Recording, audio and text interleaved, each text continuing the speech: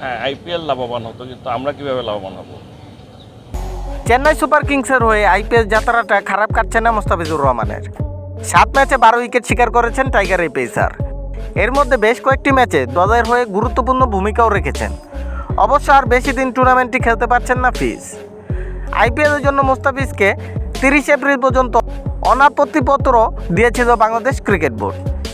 এরপর একদিন বাড়িয়ে 1 মে পর্যন্ত করেছে বিসিবি। 1 মে চেন্নাই বনাম পাঞ্জাবের ম্যাচ রয়েছে। সব ঠিক থাকলে সেই ম্যাচ খেলে পরদিন 2 মে বাংলাদেশ ফিরবেন মোস্তাফিজ।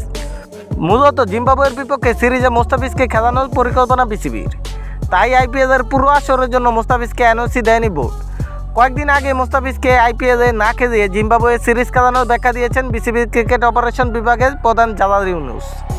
তিনি বলেন, আইপিএল থেকে এই পেসারের শেখার কিছু নেই। এবার মোস্তাফিজ প্রসঙ্গে কথা বলেছেন বিসিবি সভাপতি নাজমুল হাসান পাপনও। মোস্তাফিজ যদি আইপিএল খেলতো তাহলে সে বেশি লাভবান হতো কিনা এমন প্রশ্নের জবাবে পাপন বলেন, আইপিএল লাভবান হতো, আমরা কিভাবে লাভবান হব?